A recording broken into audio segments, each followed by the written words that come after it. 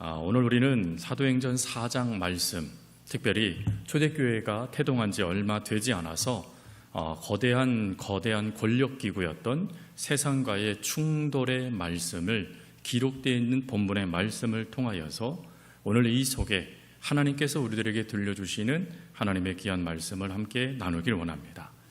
우리는 계속해서 사도행전 말씀 가운데, 특별히 3장 가운데 나면서부터 걷지 못했던 이가 베드로와 요한의 그 말 한마디, 예수 그리스도의 이름으로 그 병을 고치는 그 사건, 그리고 그 결과 수많은 사람들에게 예수 그리스도의 복음을 전하고 또 그 결과로 5,000명이나 되는 사람들이 한순간에 예수님을 믿는 그 사건을 우리는 이미 묵도하였죠. 그러나 빛이 강할수록 그림자도 강해진다라는 말처럼 이렇게 예수 그리스도의 복음이 확장되어지니까 이 역사에 곧 반발하는 강력한 세력이 등장하게 되죠. 바로 사내들인 종교 공의회였습니다. 사내들인 공의회에 대해서는 이미 지난주에 살폈기 때문에 우리가 두 번 살피진 않지만, 이 사내들인 공의회는 우리가 잘 알고 있듯이 예수 그리스도의 사형 선고를 했던 종교 기관입니다.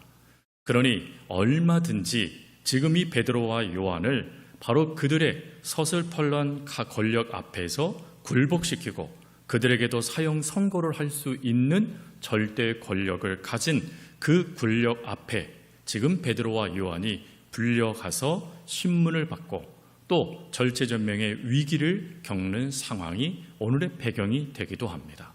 그런데 이러한 배경 속에 놀라운 것은 오히려 베드로와 요한이 분명한 복음의 진리를 선언을 하고, 그리고 분명한 확신 가운데 나는 예수 그리스도의 복음을 분명하게 전하겠다라고 말하면서 이 재판이 마무리되는 것을 오늘 본문은 우리에게 말씀해 주죠.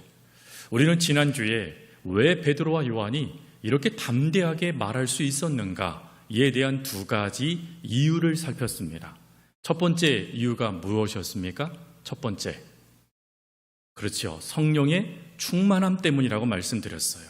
이 성령의 충만함은 내가 선택한 것이 아니라 성령님이 강권적으로 역사하셔서 그 속에서 하나님의 말씀을 넣어주신 그 은혜다라고 말씀을 드렸죠.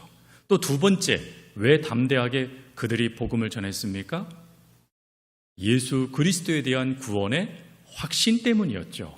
즉 예수님이 누구신가에 대한 분명한 확신이 있으니까 그 확신 속에 담대하게 이 사내들인 공의회 앞에서 굴복하지 않고 주눅들지 않고 예수 그리스도가 누군지를 증언할 수 있었던 것입니다. 오늘은 또다시 담대함이라는 단어가 우리가 읽은 본문에서 등장하게 되어져요.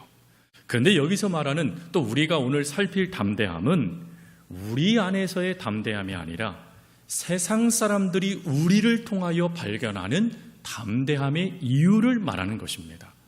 즉 세상 사람들이 아니 저 사람들이 어떻게 저렇게 담대할 수 있지? 라는 그거에 대한 답을 오늘 13절과 14절에 두 가지로 이야기를 해주죠.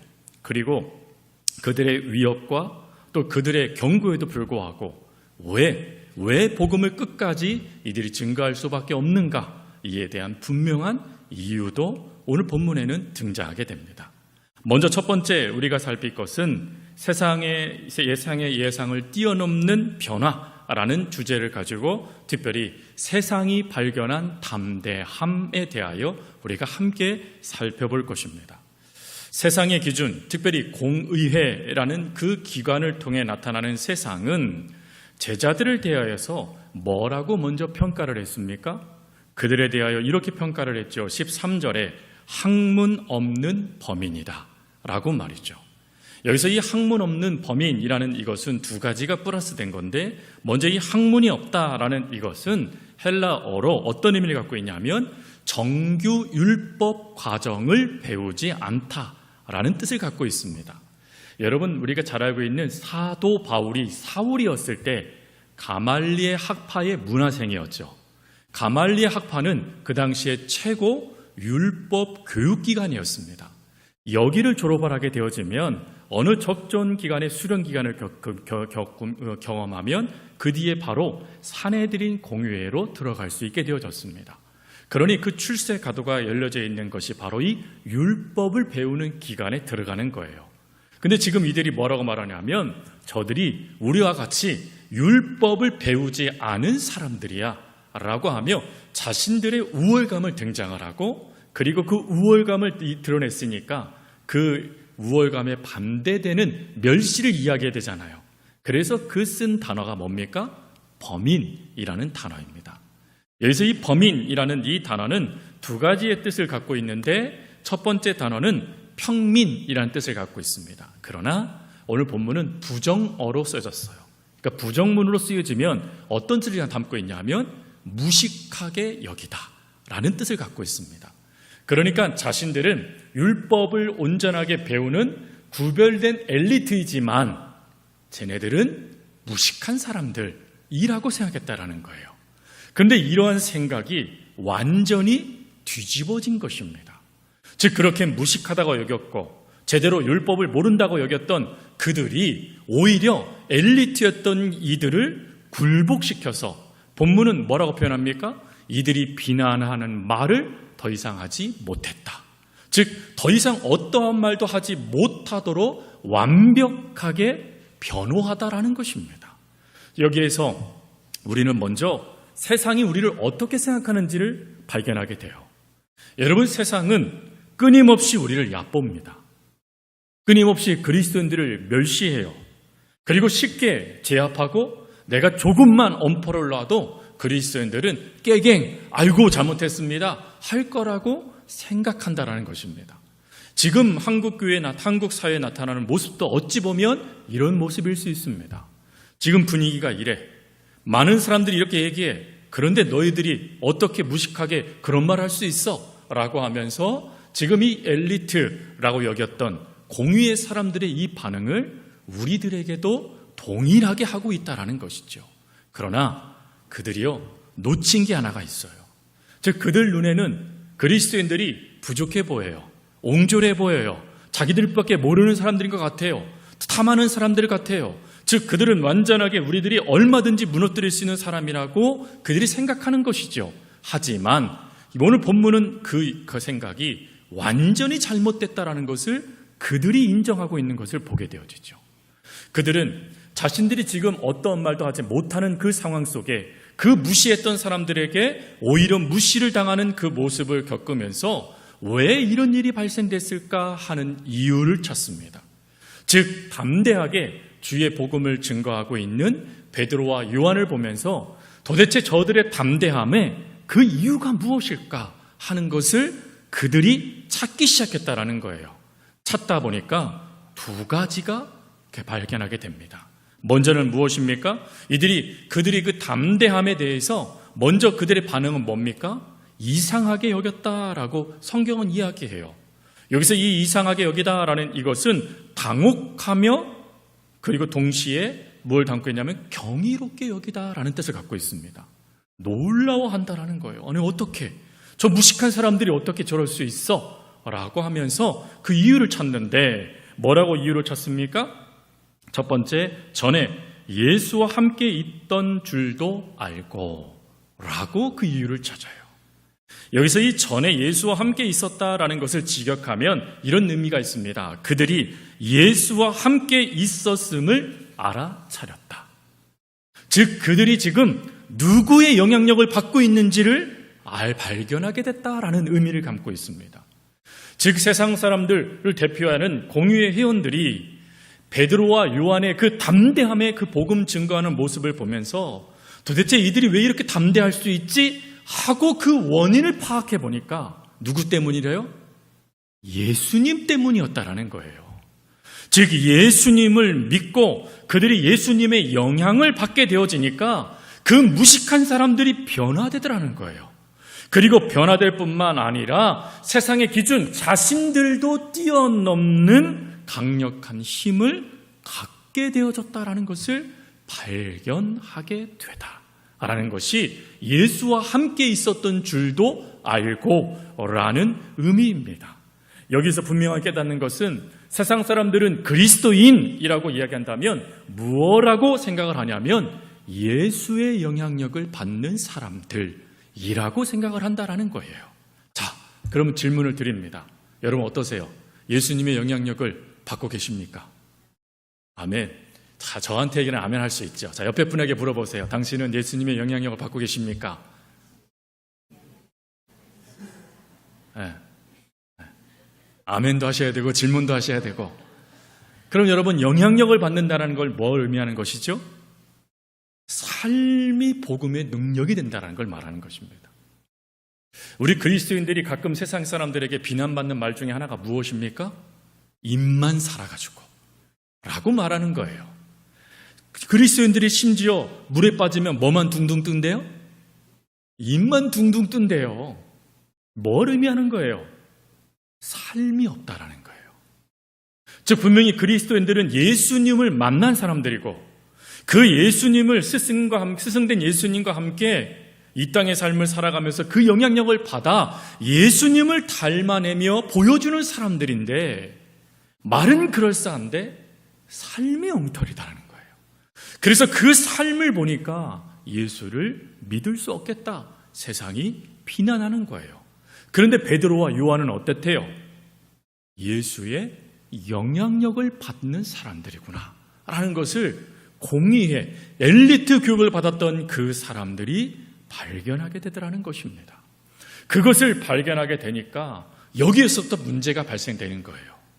사람의 힘이라면 얼마든지 권력으로 누릴 수 있는데 예수님이라는 그 예수라는 그 스승의 힘이라는 것을 이야기한다라면 더 이상 여기에는 답이 없는 거예요. 왜? 이미 예수를 자신들이 죽였거든요. 죽였는데도 그 영향력이 살아있는 거예요. 즉 그들이 말한 예수가 하나님이 되셔서 그들의 삶을 여전히 간섭하시며 책임지시며 이끌고 계신다라는 것을 발견하게 되는 겁니다. 그러니 자신들이 어떠한 역사도 이룰 수 없게 되니 말을 멈출 수밖에 없게 된다라는 것이죠. 또 두 번째로 또 이들 눈에 누가 들어옵니까? 이들 눈에요. 성경에 보니까 뭐라고 말합니까? 그 나면서부터 걷지 못했던 이가 온전하게 고침받아 그들과 함께 서 있는 것을 보고 서 있는 것을 보다. 여기서 이 보다라는 이 단어가요. 눈으로 이렇게 본다라는 의미가 아니더라고요. 이 의미가 어떤 것을 담고 있냐면 이런 것이 있어요. 목격하다라는 의미를 담고 있습니다. 즉 안진뱅이가 일어서는 그 역사를 공회원 중에 누군가는 모르겠지만 보았다라는 거예요. 그 보는 걸 통하여서 이들이 깨달았다는 겁니다. 저는 실제로 40년간 이 성전 미문에서 구걸했던 이였고 그 구걸했던 이가 저 두 사람의 말 한마디 예수 그리스도의 이름이라는 그 말 한마디로 일어선 것이 사실이라는 것을 그들이 경험했다라는 거예요. 즉 실제 복음의 능력이 그들 눈앞에 있게 되어지니까 그들이 어떤 비난도 어떤 반론도 할 수 없게 되어졌고 또 실제 증거였던 그 실제 증인 그 사람이 공회의 사람들을 무서워하지 않고 오히려 베드로와 요한 곁에 서줌을 통하여서 베드로와 요한은 뭘 깨닫게 돼요? 아, 이것도 하나님의 역사이구나. 세상 사람들은 이 권력에 굴복당하여 그들의 말을 하는데 저는 하나님의 사랑에 굴복당하여 복음의 증거자가 되어주고 있구나. 이걸 깨닫게 되니까 베드로와 요한이요 더 담대하게 증언할 수 있는 힘을 얻게 되어졌다는 것입니다. 여러분 우리들이 신앙생활을 하면서 바로 이 예수 그리스도를 경험하는 이 경험은 어찌 보면 축복이고 은혜입니다. 저는 여러분들이 예수 그리스도를 경험하는 이 은혜가 있길 바랍니다. 그 여러분들 경험할 때 그 경험은 여러분들을 자랑하는 도구가 되는 게 아니라 예수님의 복음을 증거하는 도구가 되는 경험이 되었으면 좋겠습니다. 그러기 위해서 여러분들이 끊임없이 예수님의 영향력을 받으시고 그 받은 영향력으로 먼저는 여러분들이 예수님의 그 능력을 경험하고 그러는 후에는 예수님을 오늘 이 사람처럼 증거할 수 있는 우리가 될 수 있기를 주님의 이름으로 축복합니다. 그리고 두 번째요. 또 세상의 권위를 넘어서는 신앙. 우리가 조금 전에 이야기한 대로 예수 그리스도를 복음을 끝까지 증거할 수 있게 되어졌던 베드로와 사도 요한의 고백이 근데 등장하게 되어져요. 여러분, 두 번째 우리가 살필 것은 무엇이냐면 우리가 세상에서 복음을 증거하고 또 예수 그리스도의 자녀로 살아가게 되어졌을 때 안타깝게도 선택의 기로에 설 때가 있어요. 즉 예수님이냐 세상이냐, 예수님이냐 가족이냐, 예수님이냐 지위냐, 수많은 선택들을 우리가 할 때가 있습니다. 그 선택의 기로에 그리스도인들은 어떠한 선택을 해야 되고 어떠한 삶을 살아야 되느냐 하는 부분에 대한 아주 명확한 답이 오늘 본문에 기록되어져 있습니다. 공회원들은 사도들을 잠시 바깥으로 물립니다. 그리고는 어찌하죠? 자신들끼리 논의를 해요. 근데 이 논의는 진리를 수용하기 위함이 아니죠. 자신들이 생각했던 진리를 수호하기 위한 회의였습니다. 즉 자신들이 잘못한 것이 아니라 저들이 잘못됐고 자신들은 진리를 온전하게 수호한 것이고 저들이 이단 사상을 펼치고 있는 것이다 라는 것을 다시금 그 의견을 모으고자 회의를 한 것이죠.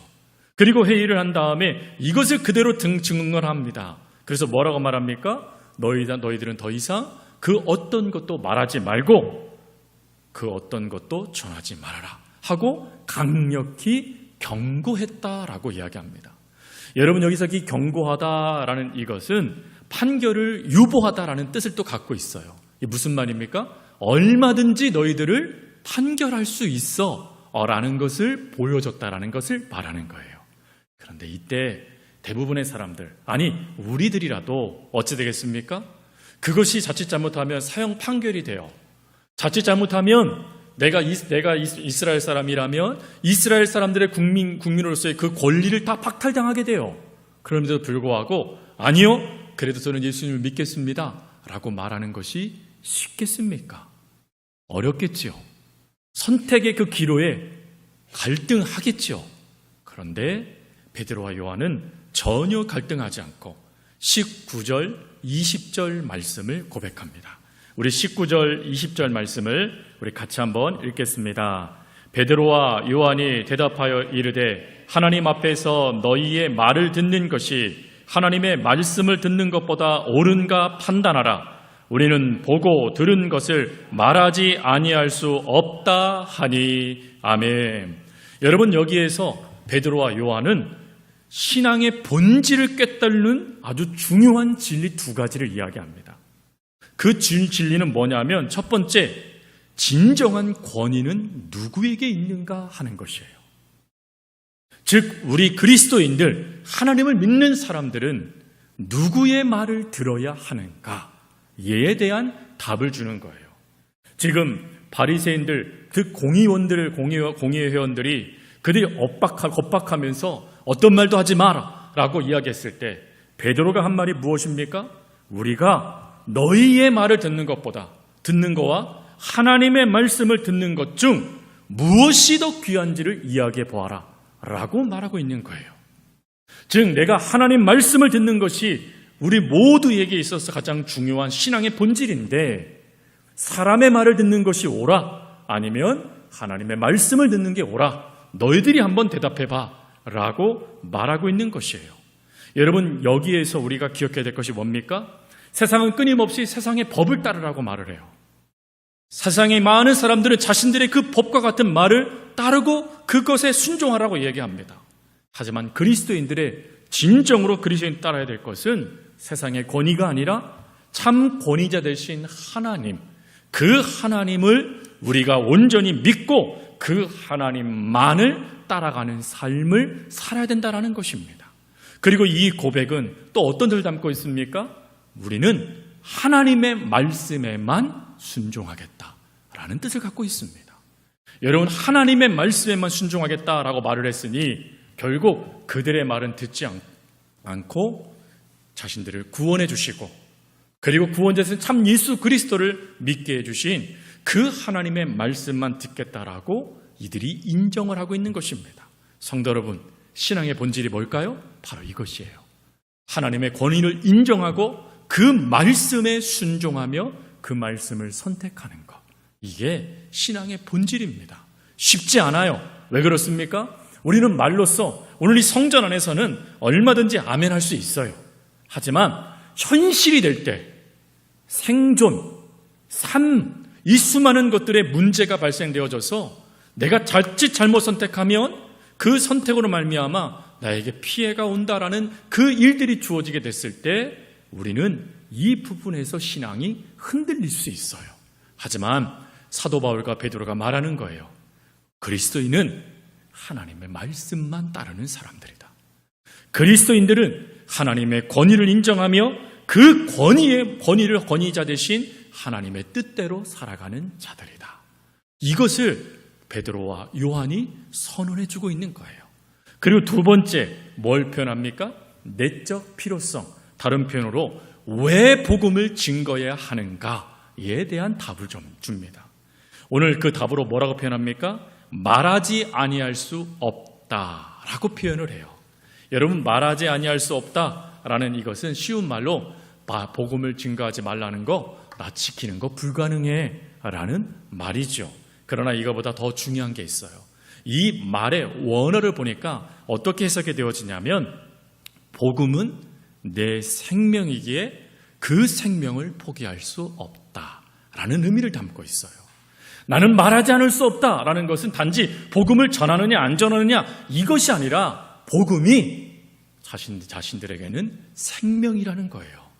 그러니 나보고 죽으라고 하는 소리냐? 아니, 나는 죽을 수 없어. 이 생명 대신 예수 그리스도를 온전하게 증거하는 삶을 살아갈 거야 라고 말하고 있는 것입니다. 즉 생명, 복음, 그 능력을 나는 절대 포기하지 않겠다라고 말하고 있는 것입니다. 지금 이들의 이 말, 놀랍게도 세상 사람들이 두려워하는 말이 됩니다. 그 두려움이 오늘 이 공의의 회원들에게도 그대로 투영되어져 그들이 어찌합니까? 한 번 더 겁주고는 놓아져 버려요. 그리고 성경은 이렇게 표현합니다. 많은 사람들이 하나님께 영광을 돌렸다라고 말이죠. 뭘 의미하는 겁니까? 여러분, 복음 자체가 능력이 없다라고 세상은 이야기합니다. 그 고리타분한 복음 증거하지 말라라고 말을 합니다. 그러나 복음은 생명이고 그 복음이 세상을 변화시키는 유일한 능력이라는 것이에요. 그것을 우리가 포기한다라면 결국 우리는 영적 생명력을 놓치는 것과 마찬가지라는 것이죠. 그러니 오늘 이 사도 베드로와 그리고 요한이 한 이 고백이 저와 여러분의 고백이 될 수 있기를 바라고, 세상에서 우리가 수많은 오해를 당하고 손해를 당하고 또 세상에 위협을 당한다 할지라도 예수 그리스도가 참 생명이고 예수 그리스도가 참 복음이고 우리가 세상의 사람들 말보다 하나님의 말씀을 들어야 되는 것이 더 중요한 신앙의 본질이라는 것을 놓치지 말면서 끊임없이 주님을 증거하는 또 드러내는 삶으로 그 영향력을 보여주는 우리 성도님들 다 되어줄 수 있기를 간절히 주님의 이름으로 축복합니다. 우리 기도하겠습니다.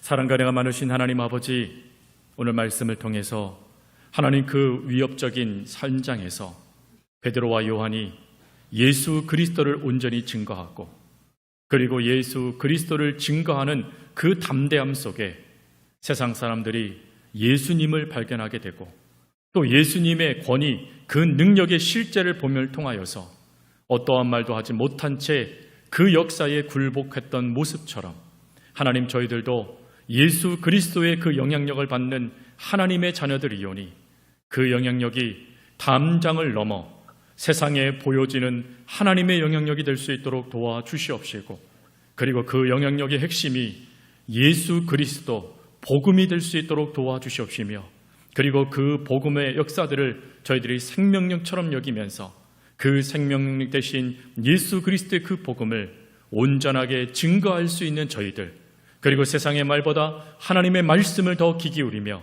그 말씀에 순종할 수 있는 저희들 하나님 되게 하여 주옵소서. 감사합니다. 언제나 저희들을 사랑하여 주시는 예수님의 이름으로 기도합니다. 아멘.